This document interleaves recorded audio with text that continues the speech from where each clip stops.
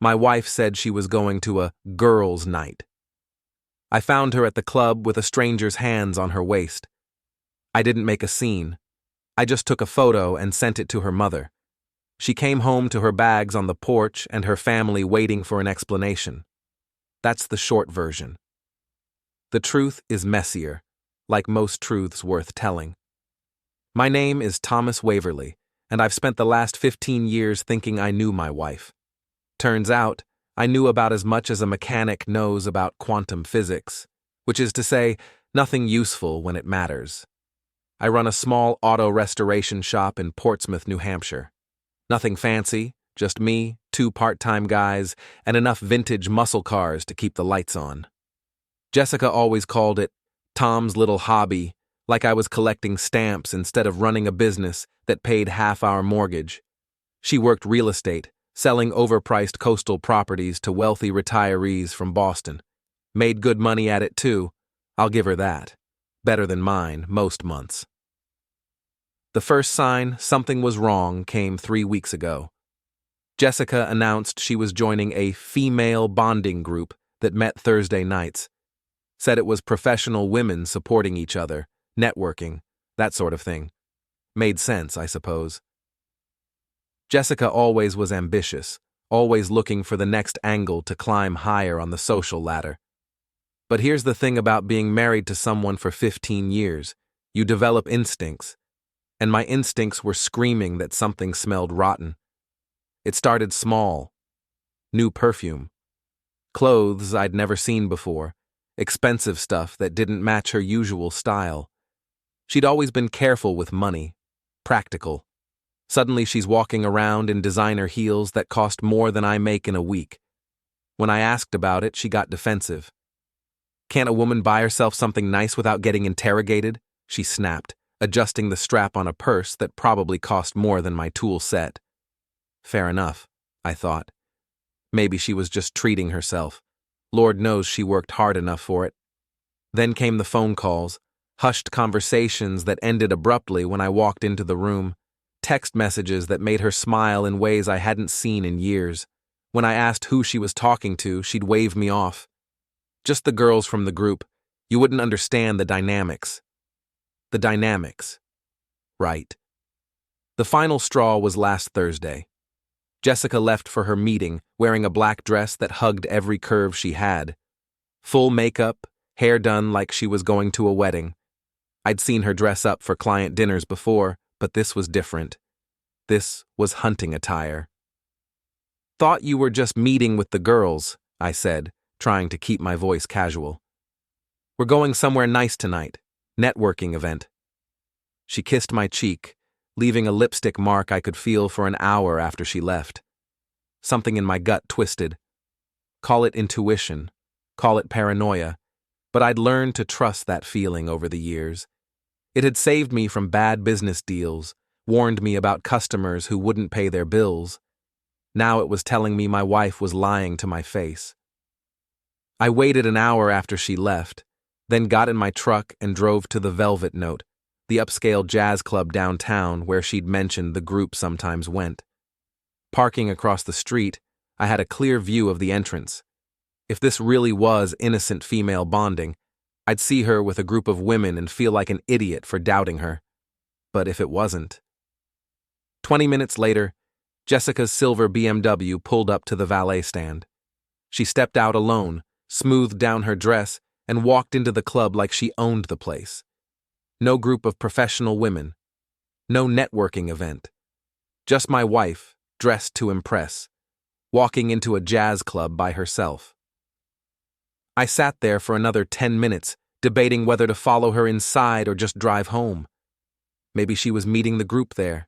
Maybe I was being paranoid. Maybe 15 years of marriage had made me suspicious of shadows. Then I saw him. Tall, dark-haired, wearing a suit that probably cost more than my monthly rent. He walked up to the club entrance with the confidence of a man who'd never been told no in his life. The kind of guy who drove expensive cars and vacationed in places I couldn't pronounce. Everything about him screamed money and charm and all the things I wasn't. I didn't need to follow him inside to know where he was going. The sick feeling in my stomach told me everything I needed to know. But I followed anyway. Because sometimes you need proof, even when the truth is staring you in the face. The velvet note was dimly lit, all exposed brick and polished wood, with a small stage where a trio played soft jazz for the dinner crowd.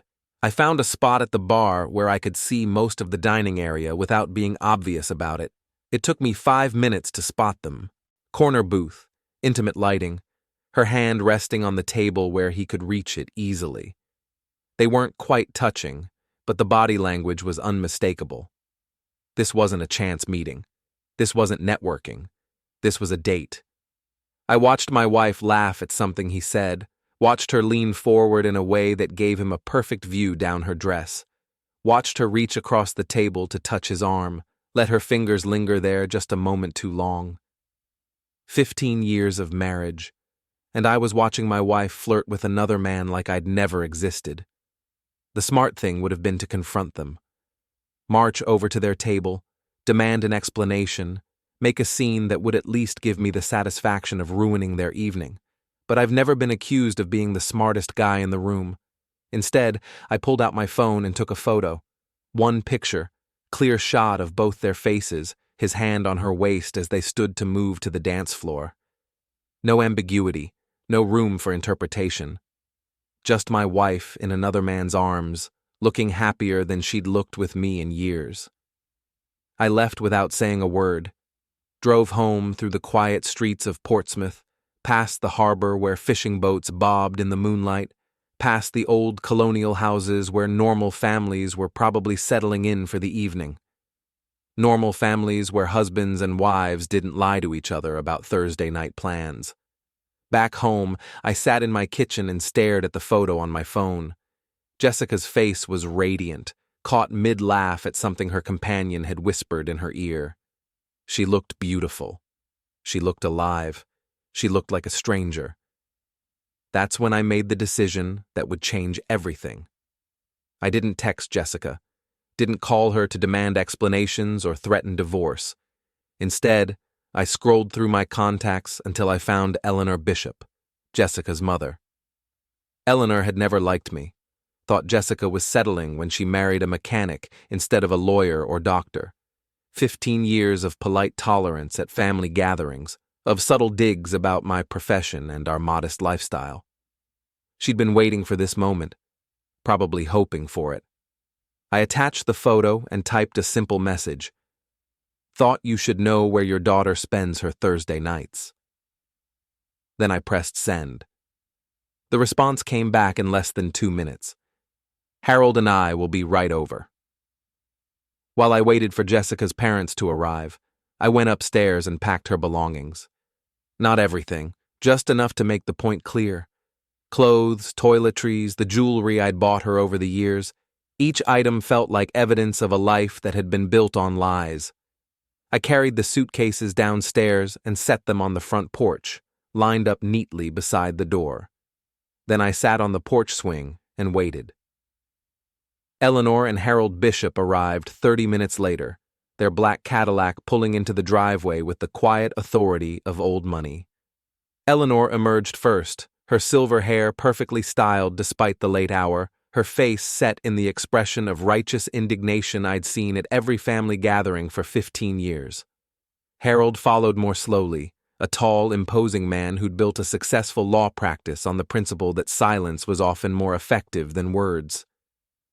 Thomas, Eleanor said, her voice crisp as winter air. I assume you have an explanation for that photograph. I assume Jessica does, I replied. She should be home soon. Unless she's decided to make a night of it. Eleanor's mouth tightened. Harold said nothing, but his presence filled the porch like a storm cloud.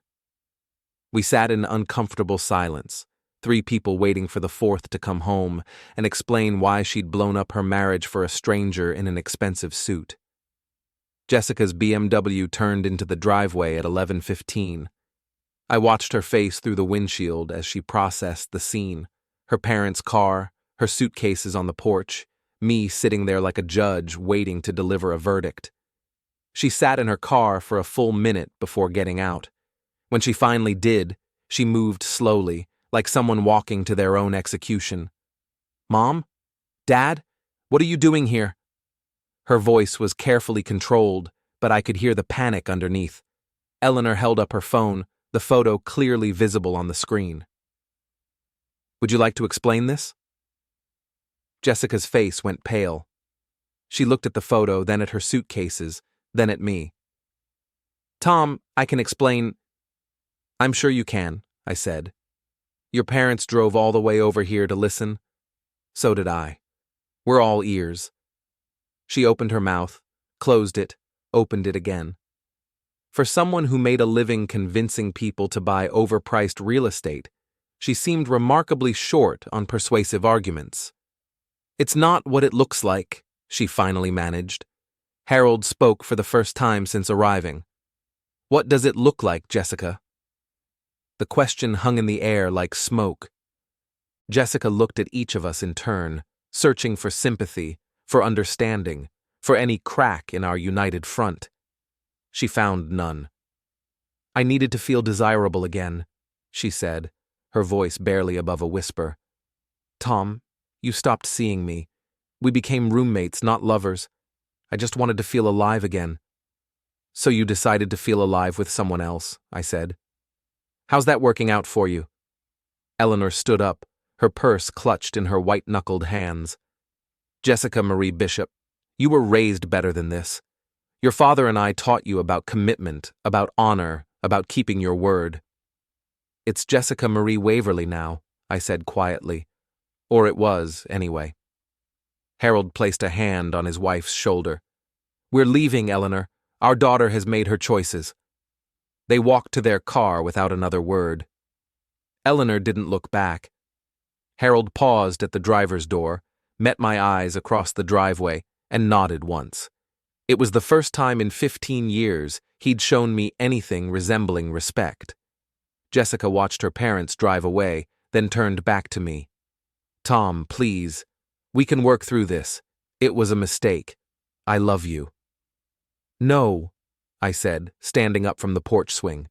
"You love the idea of me. The security, the stability, the house with the white picket fence. But you don't love me enough to keep your hands off other men." "It didn't mean anything." "It meant everything." I picked up her suitcases and set them on the walkway. "Your Thursday night friend can help you figure out where to go from here." She stood there for a long moment, looking lost and small in her expensive dress.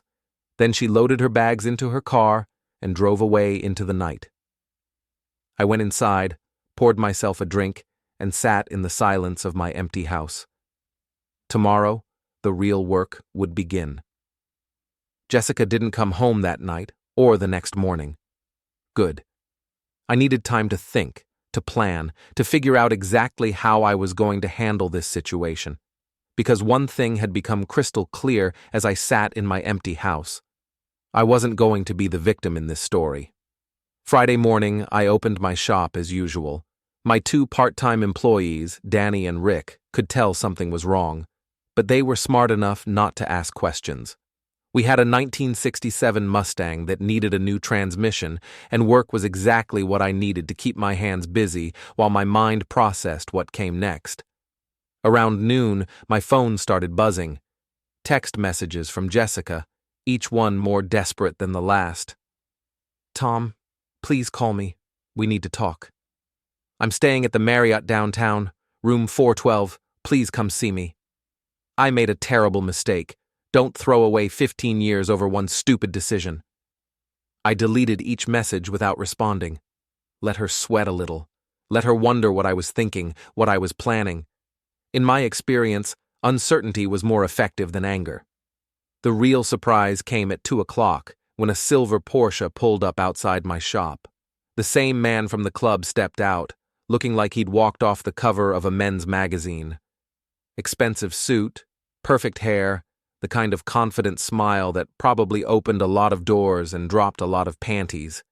He walked into my shop like he owned it, glancing around at the tools and car parts with the expression of someone visiting a zoo. "You must be Tom," he said, extending a manicured hand. "Marco De Luca, I think we need to talk.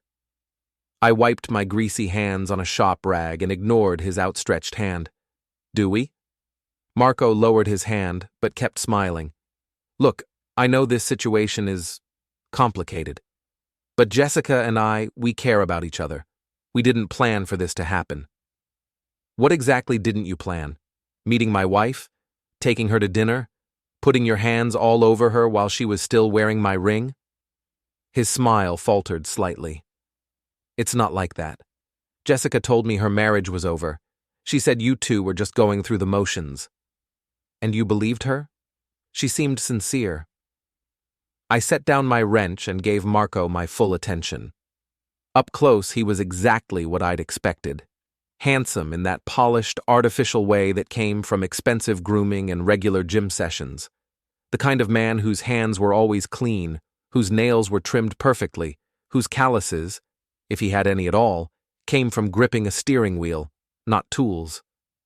Probably never worked with his hands in his life, never had to worry about making payroll or fixing something that was actually broken, never felt the quiet panic of realizing a machine and a livelihood depended entirely on him getting it right. Let me guess, I said, wiping my hands on a rag. You're in sales. Real estate, maybe? Insurance? Something where looking good and talking smooth is more important than actual skill. I could see him bristle slightly, unused to being sized up instead of admired. Marco's jaw tightened. I'm in import-export. I have my own business. He said it like it should impress me, like it was supposed to explain everything. Import-export. I nodded like that meant something, like I hadn't heard that vague title 100 times before. Fancy way of saying you buy stuff cheap and sell it expensive. How's that working out for you?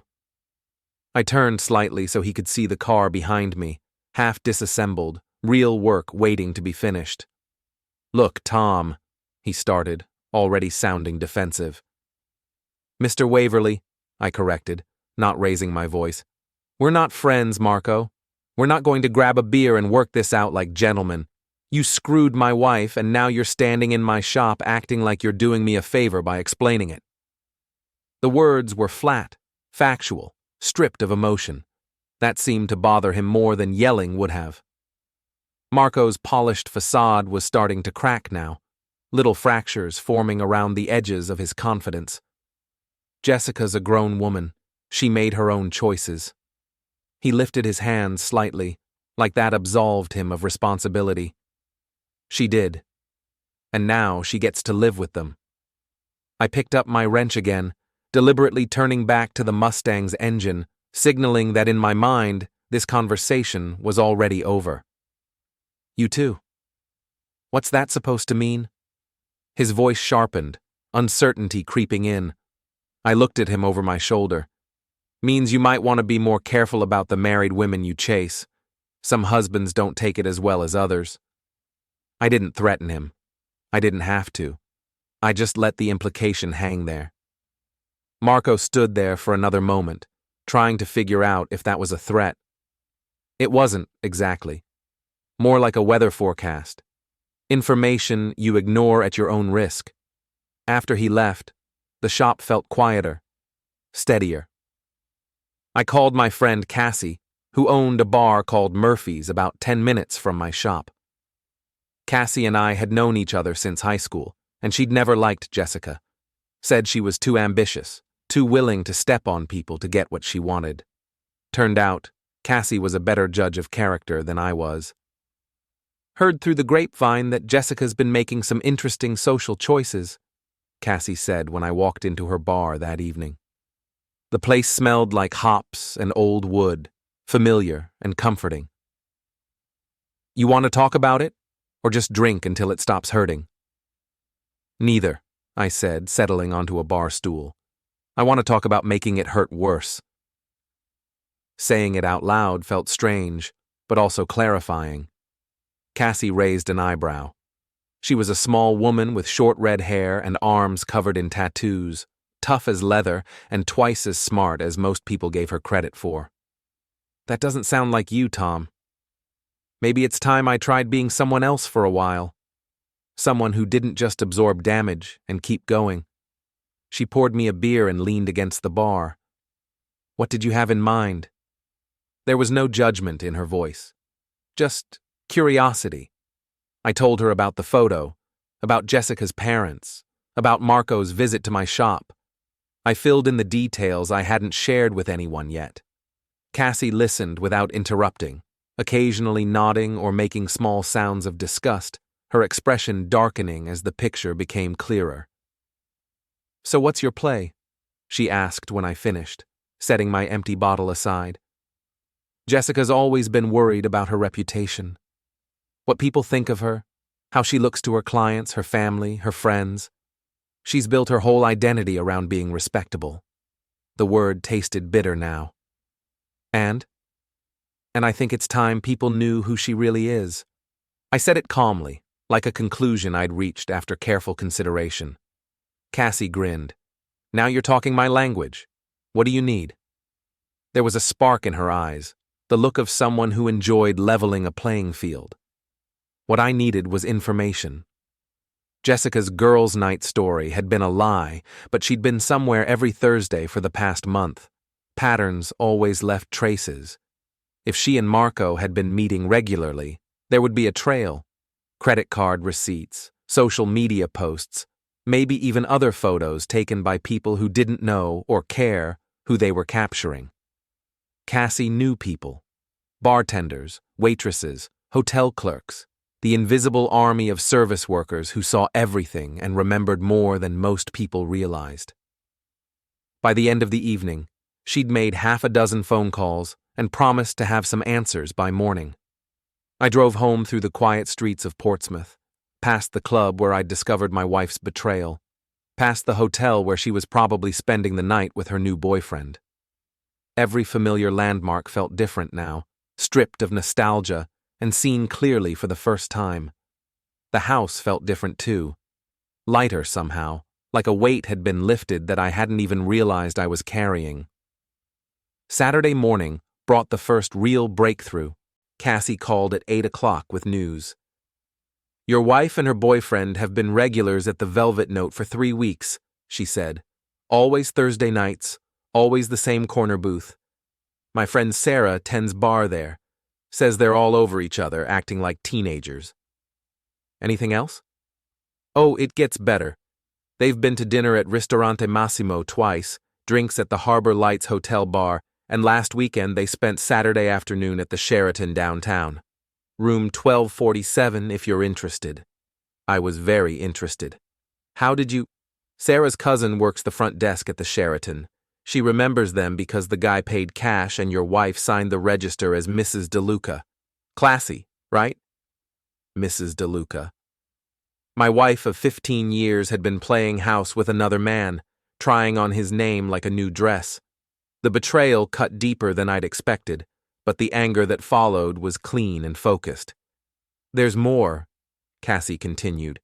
"Turns out your boyfriend Marco isn't quite the successful businessman he pretends to be. His import-export company is basically him and a warehouse full of cheap furniture he buys online and resells to hotels. He's behind on rent, behind on his car payments, and his business license expires next month." "How do you know all this?" "I know a guy who knows a guy.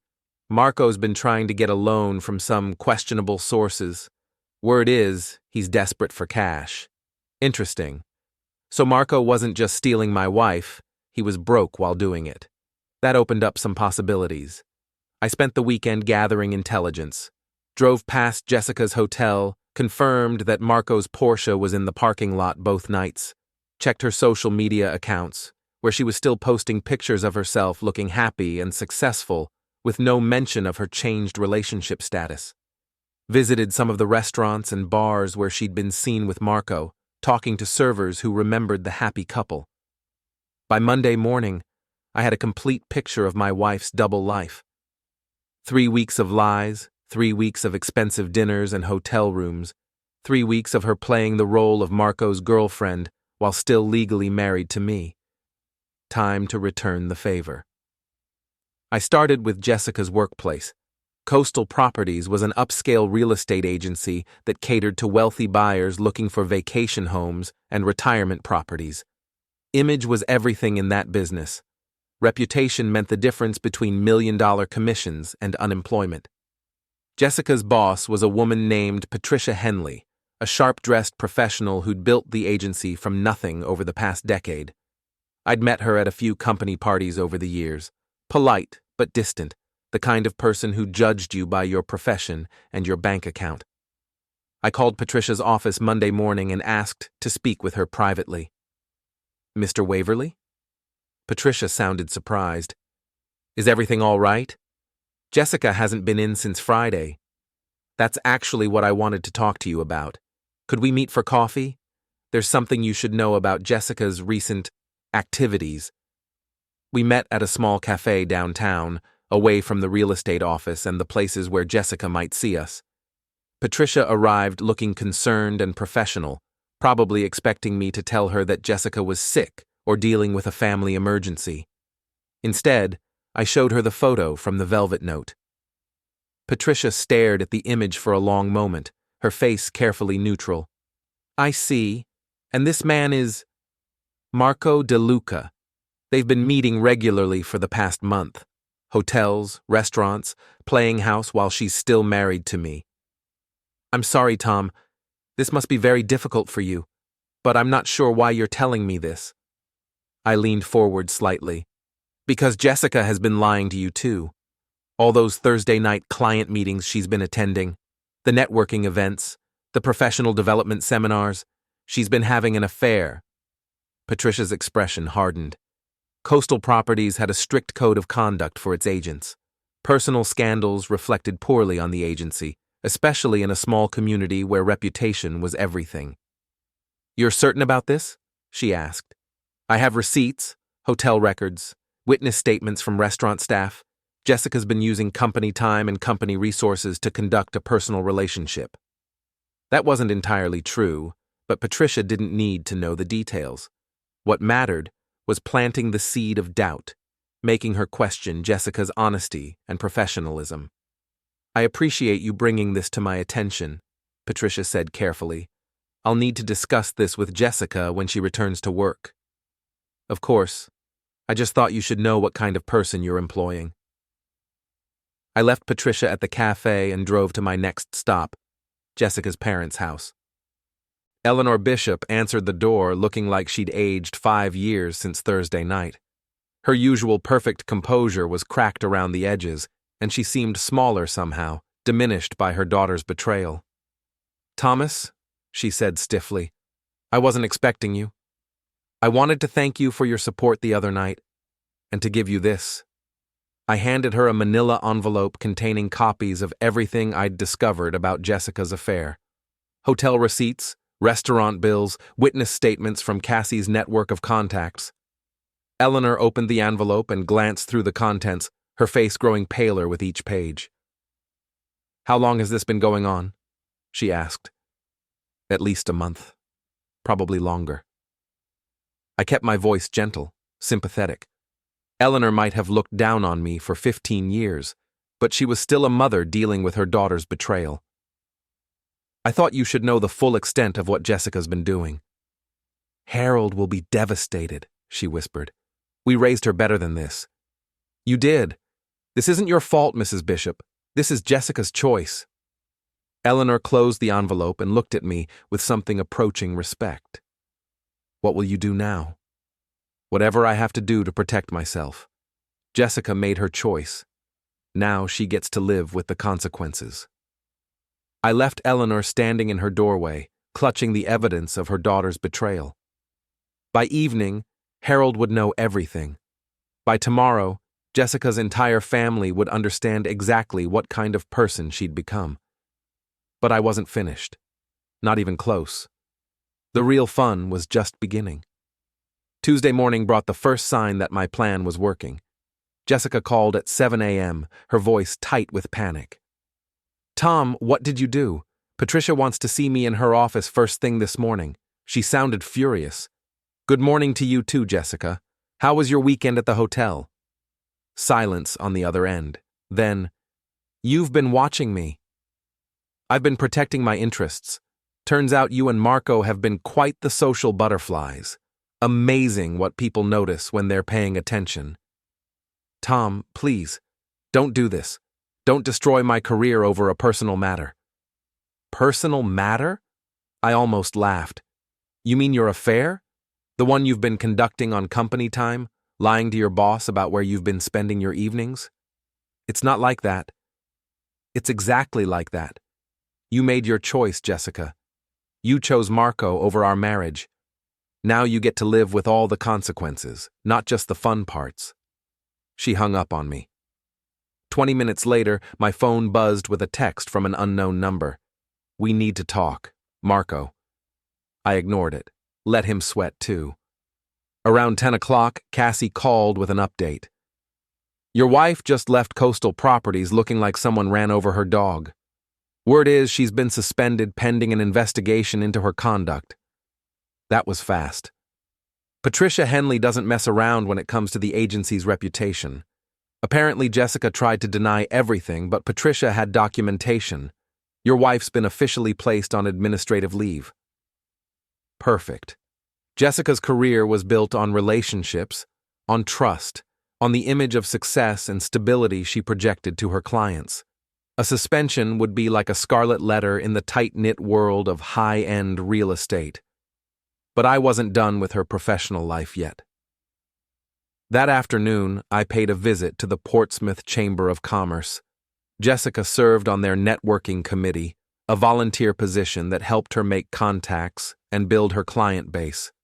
The committee was run by a woman named Margaret Walsh, a local business owner who took the chamber's reputation very seriously. Tom Waverly, Margaret said when I walked into her office. I haven't seen you in ages. How's the restoration business? Doing well, thanks. Actually, I wanted to talk to you about Jessica's position on the networking committee. Margaret's expression grew cautious. Is there a problem? I pulled out my phone and showed her the photo from the velvet note. I'm afraid there is. Jessica's been having an affair, and she's been using her chamber activities as cover for her meetings with her boyfriend. Margaret stared at the photo, her face flushing with anger. The chamber prided itself on supporting ethical business practices and family values. Having a committee member who was publicly cheating on her spouse would be a public relations nightmare. This is very concerning, Margaret said slowly. The chamber can't be associated with this kind of behavior. I understand. I just thought you should know before it becomes public knowledge. Public knowledge? Well, these things have a way of getting out. Jessica's employer already knows. Her family knows. It's only a matter of time before the rest of the community finds out. Margaret nodded grimly. I'll need to discuss this with the board. Jessica's position on the committee may need to be reevaluated. By the end of the day, Jessica had lost her job and her volunteer position. But I was just getting started. Wednesday brought a new development. Marco showed up at my shop again, this time looking less polished and more desperate. Tom, we need to talk, he said, walking through the bay doors like he owned the place. No, we don't.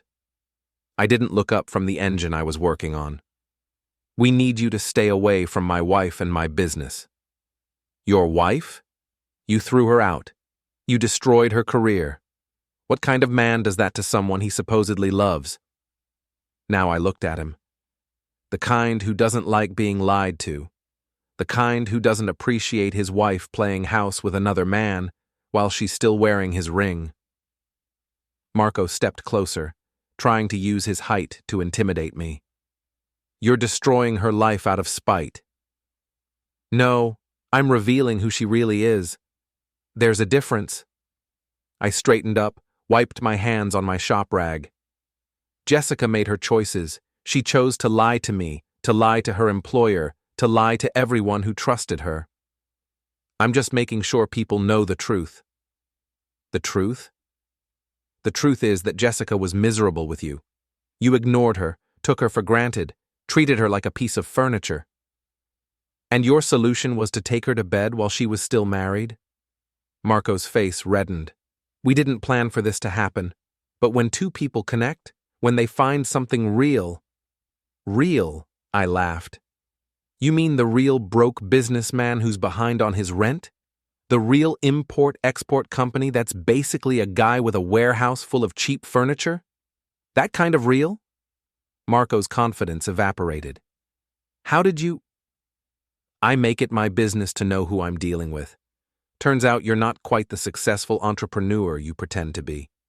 Does Jessica know you're desperate for money? Does she know your business is failing? My business is fine. Your business is a joke. You're 3 months behind on rent, your suppliers are demanding cash up front, and your business license expires in 2 weeks. You're not Jessica's knight in shining armor. You're just another loser looking for someone to bail you out. Marco's hands clenched into fists. For a moment, I thought he might actually take a swing at me. Instead, he turned and walked out, his expensive shoes clicking on the concrete floor. That evening, Jessica called again. This time she was crying. Tom, please, you've made your point. I'm sorry, okay? I'm sorry I hurt you, sorry I lied. Sorry I made such a mess of everything, but please, stop. You're destroying my entire life. I'm not destroying anything, I said calmly. I'm just making sure people know who you really are. If that destroys your life, maybe you should have thought about that before you started lying to everyone. I love you, Tom. I made a mistake, but I love you. No, you don't. You love the idea of me, the security, the stability, the safety net.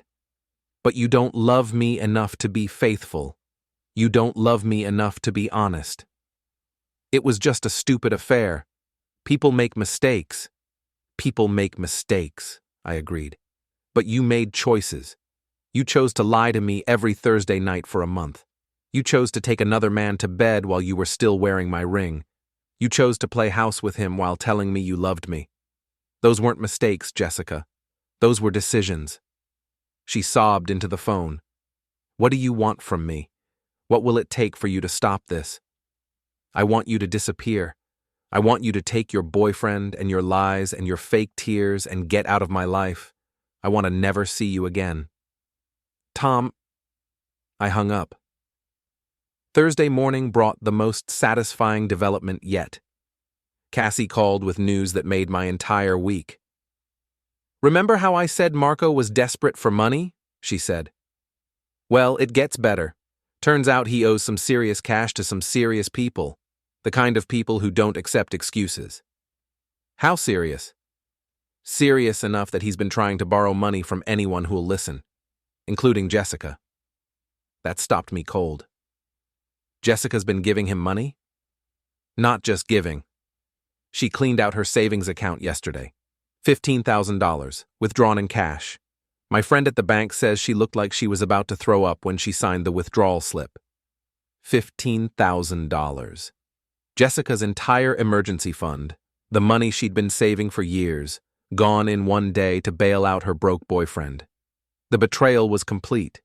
She hadn't just cheated on me emotionally and physically, she'd been financing it with our money. There's more, Cassie continued. Marco's been telling people around town that he and Jessica are getting married as soon as her divorce is final. Says she's going to help him expand his business, be his partner in more ways than one. Is that right? Oh, it gets even better. He's been bragging about how he stole her from the grease monkey and how she's trading up to a real man, real classy guy, your wife's boyfriend. The grease monkey.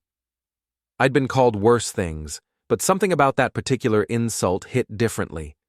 Maybe because it came from a man who was living off my wife's money while talking trash about the husband who'd earned it. Cassie, I said slowly, how would you like to help me throw a party? What kind of party? The kind where everyone gets to meet the real Marco DeLuca and the real Jessica Waverly. That afternoon, I drove to the Portsmouth Community Center, where Jessica's networking group held their monthly mixer. The same group she'd been using as cover for her affair, the same professional women who thought they knew her. The mixer was already in progress when I arrived, 30 or 40 well-dressed women standing around with wine glasses and business cards, making connections and building relationships. I spotted several faces I recognized, Women who'd been to our house for dinner parties, who'd sent Christmas cards for years, who thought of Jessica as a friend. I walked up to the registration table, where a young woman with a clipboard was checking people in. "Excuse me," I said. "I'm looking for the organizer of this event. I have some information about one of your members that I think you should know about." 5 minutes later, I was sitting in a small office with Linda Morrison, the group's president, showing her the photo from the Velvet Note and explaining Jessica's month-long deception. "Jessica told us her husband was supportive of her networking activities," Linda said, staring at the photo with obvious shock. "She said you encouraged her to build professional relationships."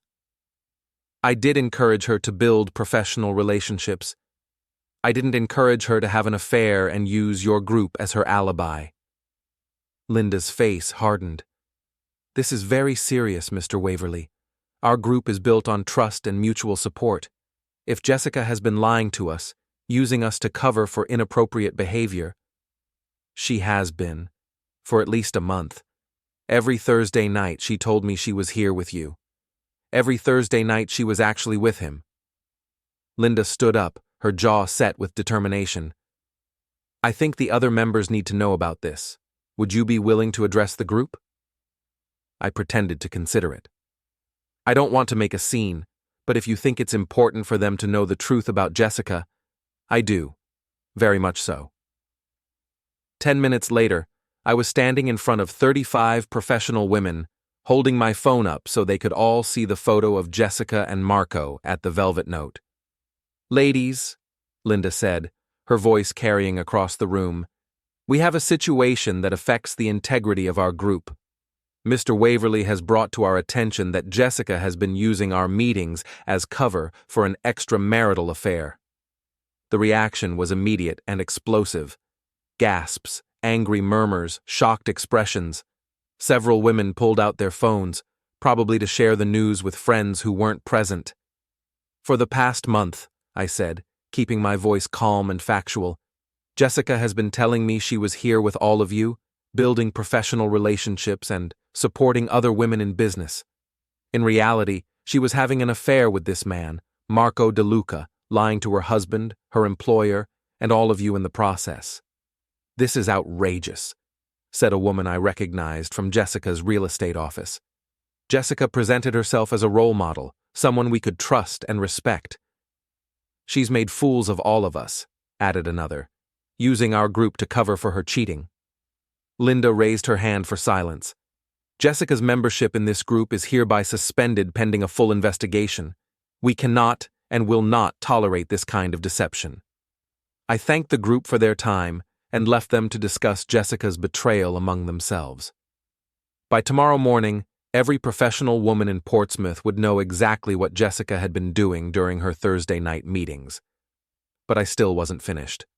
That evening, I paid a visit to the Velvet Note, the same jazz club where I'd discovered my wife's affair, where she and Marco had been playing their little romantic game for weeks. The manager was a thin man named Curtis, who remembered me from my previous visit. When I explained who I was and why I was there, his expression grew uncomfortable. "Look, Mr. Waverly, I'm sorry about your situation, but we can't get involved in our customers' personal lives." "I'm not asking you to get involved. I'm asking you to ban them from your establishment." Curtis shook his head. "We can't do that. They haven't broken any laws." "Haven't they?" I pulled out a folder containing copies of Marco's financial records, his overdue bills, his desperate attempts to borrow money from questionable sources. "Your customer Marco De Luca has been using your club to conduct what amounts to a con game. He's been romancing my wife, convincing her to give him money, all while pretending to be a successful businessman." Curtis flipped through the documents, his frown deepening. "This says he owes money to some pretty dangerous people." "It does. The kind of people who might come looking for him. The kind of people who might not be too careful about where they find him. You really want those people showing up at your club?" Curtis closed the folder and handed it back to me. "I'll speak to security. Mr. De Luca and his guest will no longer be welcome here." Perfect. One more safe space eliminated, One more place where Jessica and Marco could no longer play their romantic games. By Thursday evening, Jessica's world was collapsing around her. No job, no volunteer position, no professional network, no safe places to meet her boyfriend. Her savings account was empty, her reputation was destroyed, and her family had disowned her. But I wasn't finished yet. The real fireworks were still to come. Friday morning brought the call I'd been waiting for. Jessica, her voice hoarse from crying, begging for mercy. I could hear how exhausted she was, how the last few days had stripped her of the confidence she'd always worn like armor. Whatever strength she'd been relying on had finally collapsed under the weight of public exposure and private guilt. "Tom, please. I'll do anything. I'll leave Marco. I'll go to counseling. I'll sign a post-nuptial agreement. Just please stop destroying my life." Her words tumbled over each other, desperate, rehearsed, as if she'd been practicing them for hours, hoping to find the combination that would make me soften. "Your life was already destroyed," I said, sitting in my office at the shop, watching Danny work on a transmission through the window. The steady clank of tools and the familiar smell of oil grounded me. "I'm just making sure everyone else knows it." For once, I wasn't raising my voice. I didn't need to. Calm was more frightening than anger. "I've lost everything. My job, my friends, my family. What more do you want?" She sounded smaller now, like someone finally realizing the safety net was gone. "I want you to understand what betrayal feels like.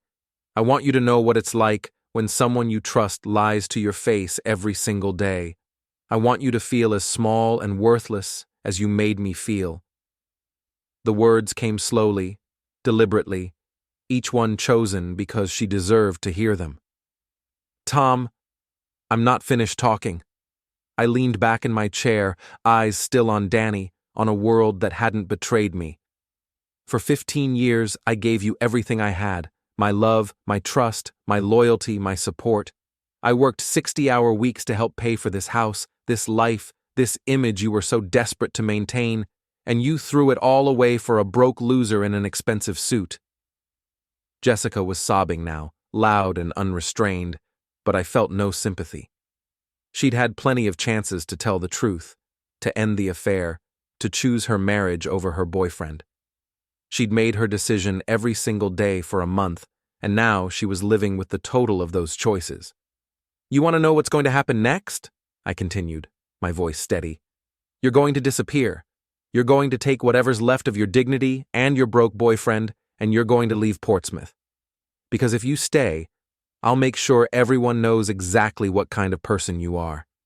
Every client you try to work with, every friend you try to make, every place you try to rebuild your life, I'll be there first, telling them the truth about Jessica Waverly." "You can't do that." "Watch me." I hung up and immediately called Cassie. "Time for the grand finale. Is everything ready?" "Oh, it's ready. You sure you want to go through with this? Once we do this, there's no taking it back." Even she sounded cautious now, aware of how final this would be. "I'm sure." That evening was the monthly Portsmouth Business Association mixer, held at the Harborview Hotel. A gathering of local business owners, professionals, and community leaders. Exactly the kind of event where Jessica would normally be networking, building relationships, maintaining her image. It was her natural habitat, a room built on handshakes, smiles, and quiet power plays. She wouldn't be there tonight, of course, but Marco would be.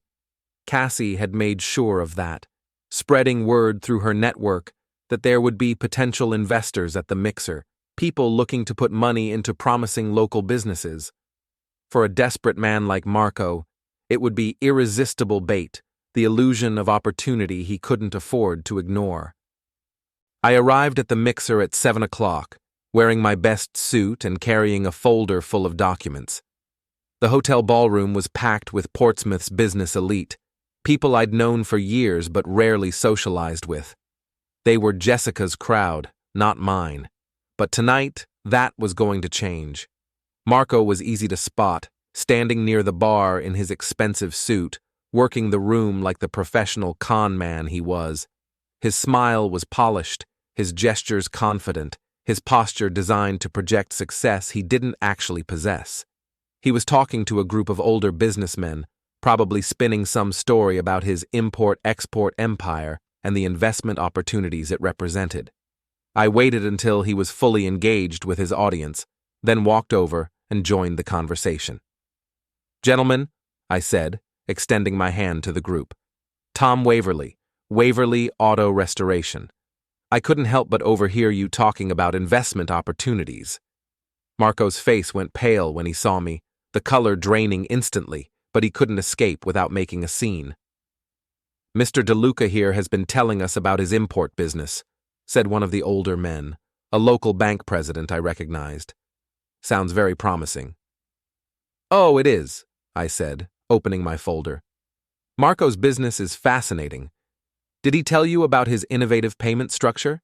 How he's 3 months behind on rent but still manages to maintain that expensive car?" The group's attention shifted to me, their expressions growing curious. Marco tried to interrupt, but I kept talking, my voice calm and authoritative. "Or his unique approach to supplier relationships? Most businesses pay their suppliers within 30 days. Marco's managed to stretch that to 90 days, and some of them are demanding cash up front now." "Now wait just a minute," Marco started. "I'm not finished," I said, pulling out a sheet of paper. "This is a list of Marco's creditors. Fascinating reading. Did you know he owes $18,000 to a furniture supplier in Boston? Or that his business license expires next week and he doesn't have the money to renew it?" The bank president took the paper and scanned it, his expression growing more concerned with each line. "Mr. DeLuca, is this information accurate?" Marco's face was red now, his carefully maintained composure cracking. "This is a private matter." "Nothing private about public records," I said. "Everything I'm telling you is available through the Secretary of State's office, the Better Business Bureau, and various court filings. Marco's business isn't an investment opportunity, it's a sinking ship." "You have no right." Marco stepped toward me, his hands clenched. "I have every right, especially since you've been financing your failing business with my wife's money." That got everyone's attention. The entire group was staring now, and I could see other conversations stopping as people turned to listen. "That's right," I continued, my voice carrying across the room. "Marco here has been having an affair with my wife, Jessica Waverly. Convinced her to clean out her savings account to bail out his business. $15,000 gone in one day." The room had gone completely silent. Marco looked like he wanted to disappear into the floor. "But here's the really interesting part," I said, pulling out the photo from the velvet note. "Jessica's been telling everyone that her marriage was over, that she was separated, that she was free to date. Funny thing is, she never told me any of that. Far as I knew, we were still married when she started playing house with Marco here." I handed the photo to the bank president, who studied it with obvious disgust. "This was taken 3 weeks ago at the Velvet Note. My wife, still wearing her wedding ring with her boyfriend. She'd told me she was at a professional networking event." The bank president handed the photo back to me and turned to Marco. "Mr. DeLuca, I think this conversation is over." The group dispersed quickly, leaving Marco standing alone by the bar. But I wasn't finished with him yet. "Ladies and gentlemen," I said, raising my voice so everyone in the room could hear, "I'd like to share something with all of you. A cautionary tale about trust, betrayal, and the importance of doing your homework before getting involved with someone." The entire ballroom was listening now. Marco tried to leave, but I blocked his path. "This man, Marco DeLuca, has been having an affair with my wife for the past month. He convinced her that he was a successful businessman, a good investment, someone worth destroying her marriage for. In reality, he's broke, desperate, and willing to lie to anyone who might give him money." I pulled out another document. "This is a copy of my wife's bank records, showing a $15,000 withdrawal last Tuesday. Money that went straight to Marco to keep his failing business afloat for another month or two. Gasps and murmurs filled the room. Several people were taking photos with their phones, probably already posting the story to social media. But the real kicker, I continued, is that Marco's been telling people around town that he stole Jessica from the grease monkey, that she was trading up to a real man. Funny how a real man needs a married woman's savings account to pay his bills. Marco finally found his voice. You're insane. This is harassment. This is truth, I said. Everything I've told you can be verified. Court records, bank records, witness statements. Your girlfriend destroyed her marriage, her career, and her family for a man who can't even pay his rent. Marco pushed past me and headed for the exit, but the damage was done. The entire room was buzzing with conversation, people pulling out their phones to share the story with friends and colleagues. I spent the next hour answering questions, showing documents to anyone who wanted to see them, making sure everyone understood exactly what had happened. By the time I left the hotel, the story was already spreading across social media. Marco DeLuca and Jessica Waverly were officially the most talked about scandal in Portsmouth. But I still had one more card to play. Saturday morning, I drove to the Marriott where Jessica had been staying since I threw her out. The desk clerk, a young man who'd heard the story from his girlfriend who worked at Coastal Properties, was more than happy to help. She checked out yesterday, he said, paid her bill in cash and left with a guy in a Porsche, looked like they were in a hurry. Perfect. Jessica and Marco were running, probably hoping to escape the scandal and start over somewhere else. But I'd made sure they wouldn't get far. That afternoon, I received a call from Detective Ray Marsh, a Portsmouth police officer I'd known since high school. Tom, I heard about what happened with Jessica. I'm sorry, man. That's rough. Thanks, Ray, but I'm doing fine. Better than fine, actually. Listen, I wanted to give you a heads up.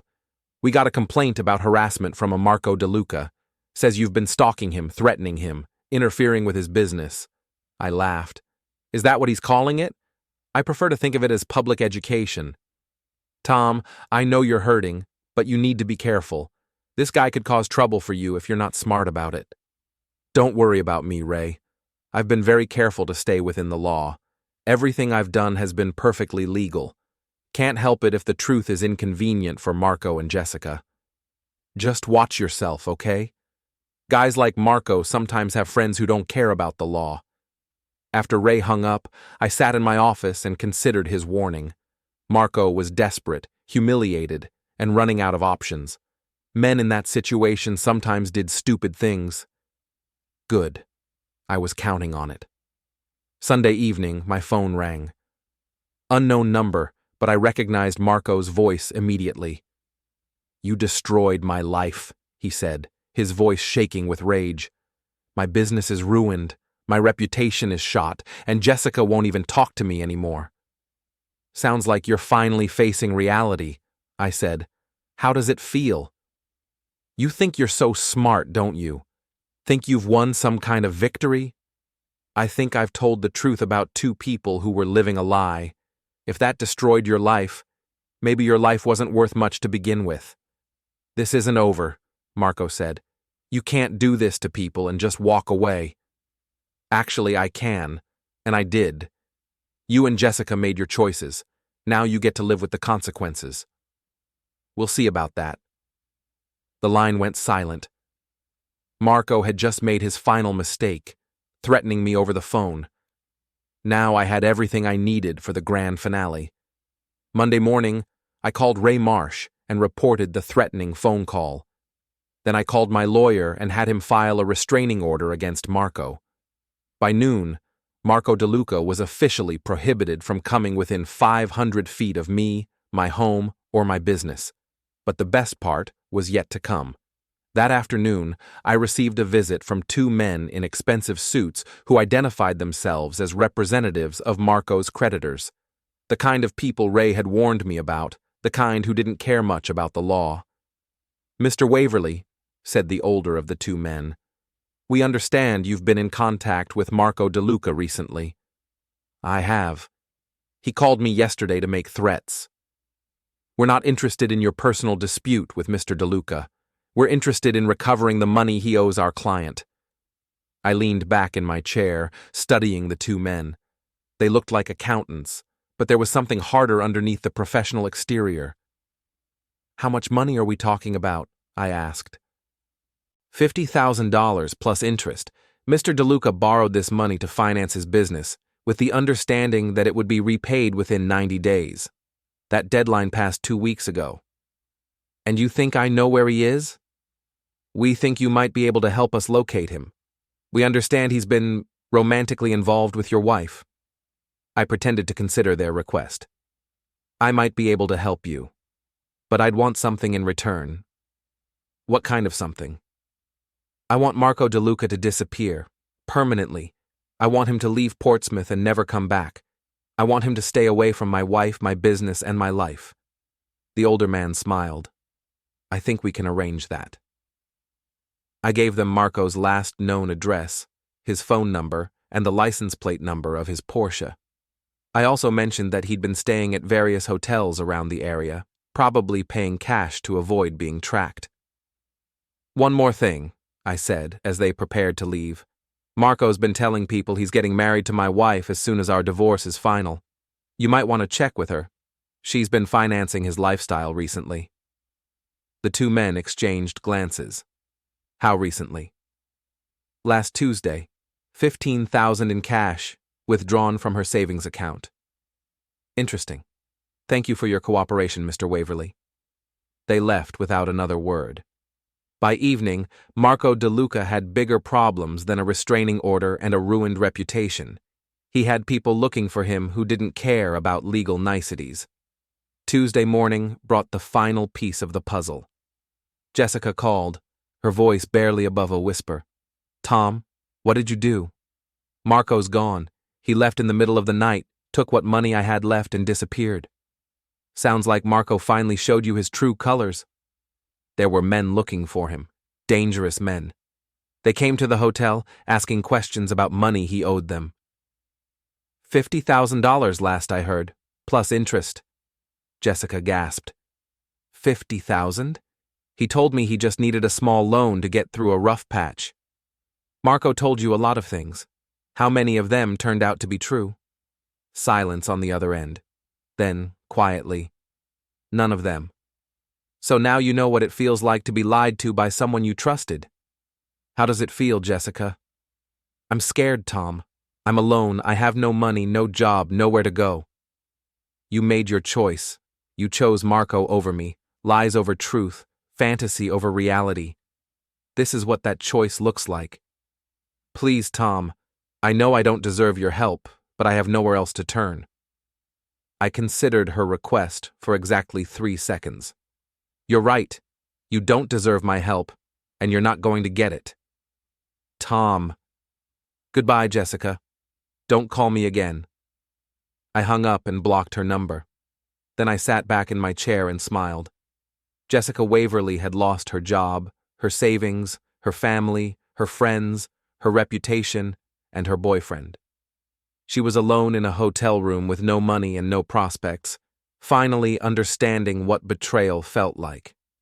Marco DeLuca was running from creditors who wouldn't be satisfied with excuses or promises.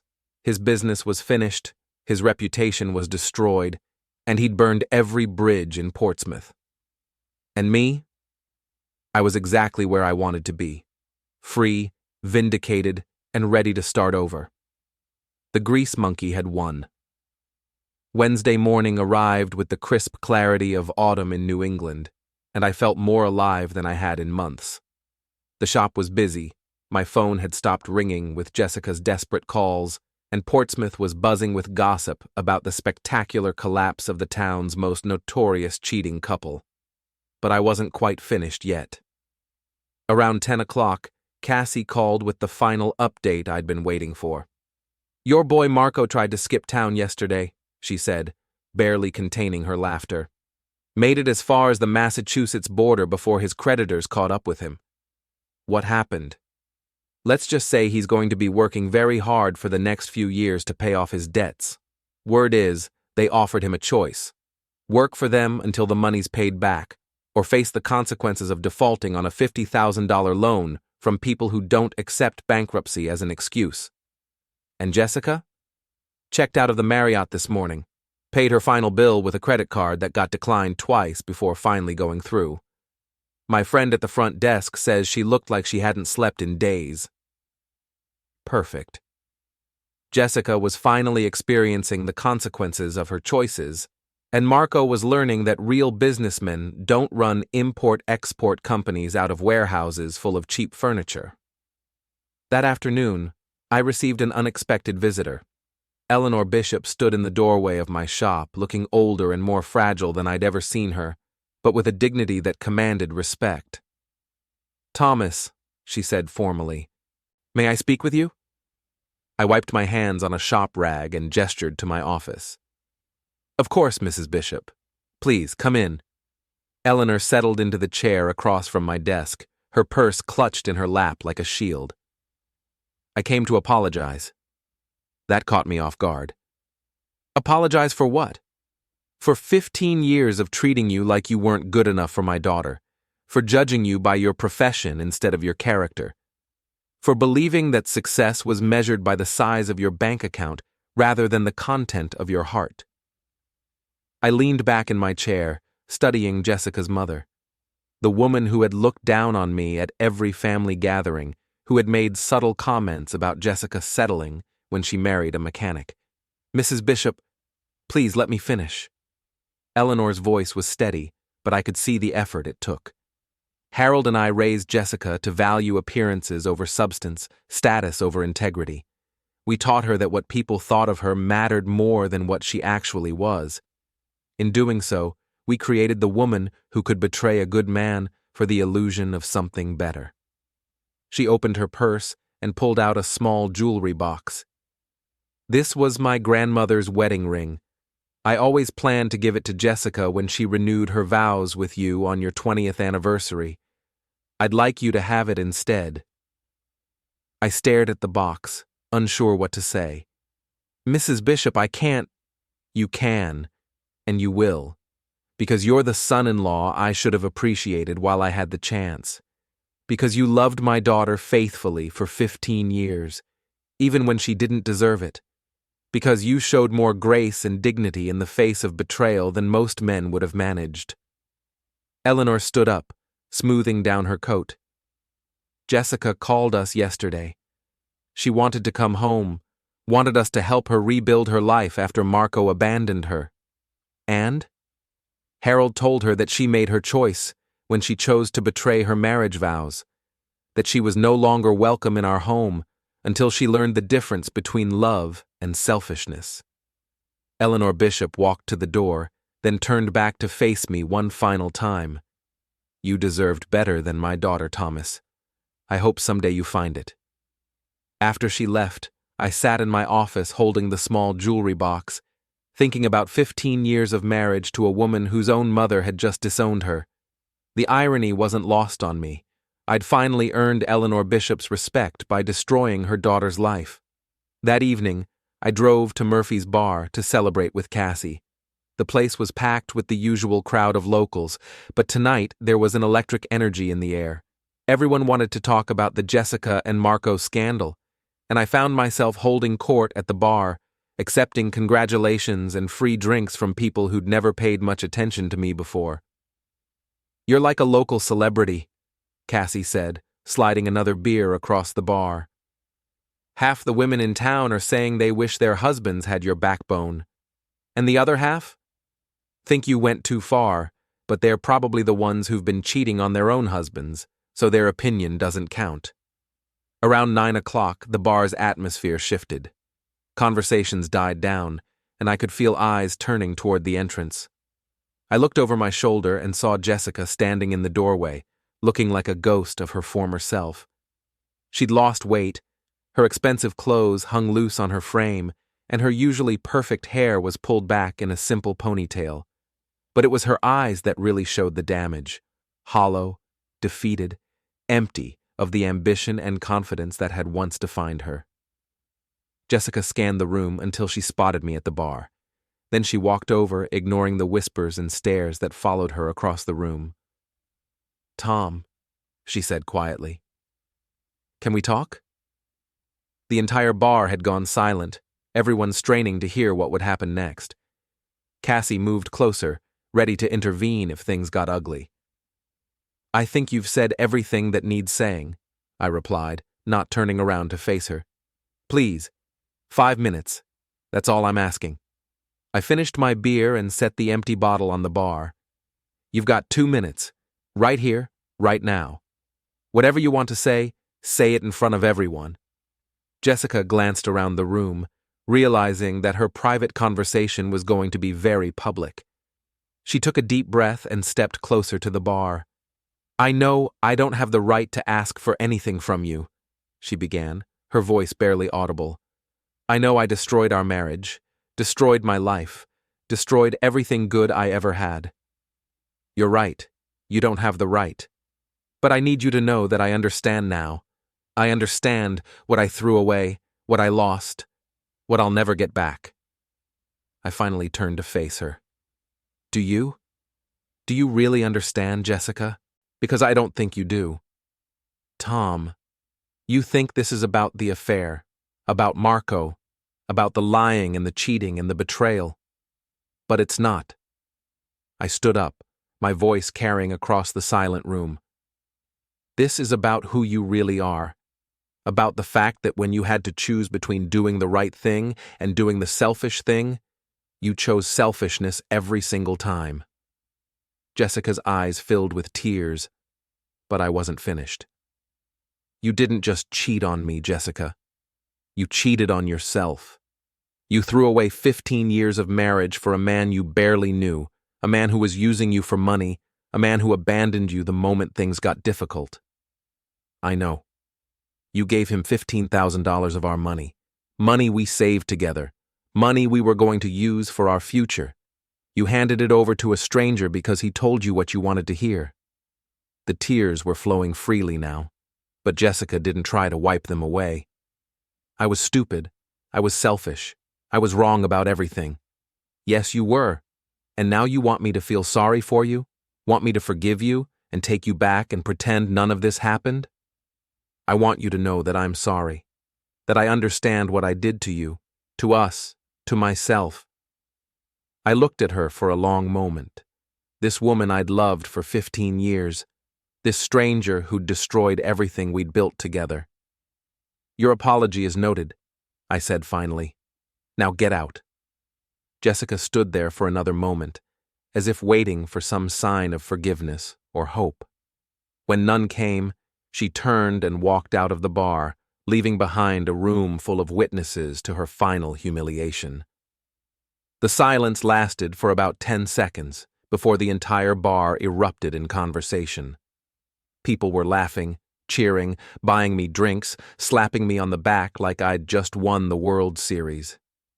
But I felt empty, not sad, not angry, just empty. Like a chapter of my life had finally closed, leaving nothing but blank pages ahead. Cassie leaned across the bar and squeezed my hand. "You okay?" "Yeah," I said, and meant it. "I'm perfect." Thursday morning brought one final surprise, a knock on my door at home, early enough that I was still drinking my first cup of coffee. The house was quiet, the kind of quiet that settles in after a storm, when everything familiar feels slightly altered. I opened it to find a young woman I didn't recognize, holding a manila envelope. She looked professional but cautious, like someone stepping into a situation she already knew was volatile. "Mr. Waverly, I'm Sarah Chen from the Portsmouth Herald. I was wondering if you'd like to comment on the story we're running about your wife's affair." She said it plainly, without sensationalism, but the weight of the words still landed hard. I took the envelope and scanned the article inside. Front page, complete with photos of Jessica and Marco, a detailed timeline of their relationship, and quotes from various people around town who'd been affected by their deception. The layout was clean, methodical, almost clinical. It didn't read like gossip. It read like an indictment. "Looks thorough," I said, handing the article back to her. My voice sounded calmer than I felt. We tried to reach Mrs. Waverly for comment, but she seems to have left town. Any idea where she might have gone? Her pen hovered over her notepad, ready. I shrugged. She's not my problem anymore. And for the first time since all this began, that statement felt true. What about you? How does it feel to have your personal life become such a public story? It feels like justice, I said. The word surprised me with how accurate it felt. Jessica and Marco thought they could lie to everyone, use people, destroy relationships without consequences. They were wrong. Sarah scribbled notes on her pad. Some people are saying you went too far, that destroying someone's career and reputation over a personal matter was excessive. Some people have never been betrayed by someone they trusted. Some people have never had their marriage destroyed by lies and selfishness. Some people don't understand that actions have consequences. I didn't raise my voice. I didn't need to. And what's next for you? I looked out at my quiet street, at the house I'd shared with Jessica for 15 years, at the life I was about to rebuild from scratch. The garage still smelled faintly of oil. My truck sat where it always had. Not everything had been taken from me. Next, I get back to work. I run my business, I fix cars, I live my life. Without liars, without cheaters, without people who think they can use others and walk away clean. Any regrets? I thought about that question for a moment. About 15 years of marriage. About the woman I'd loved and lost. About the choices that had led us to this moment. About the signs I'd ignored because believing had been easier than questioning. Just one, I said finally. I regret not seeing who Jessica really was sooner. Sarah finished her notes and left me alone with my coffee and my thoughts. In a few hours, the entire story would be public, printed in black and white for everyone to read.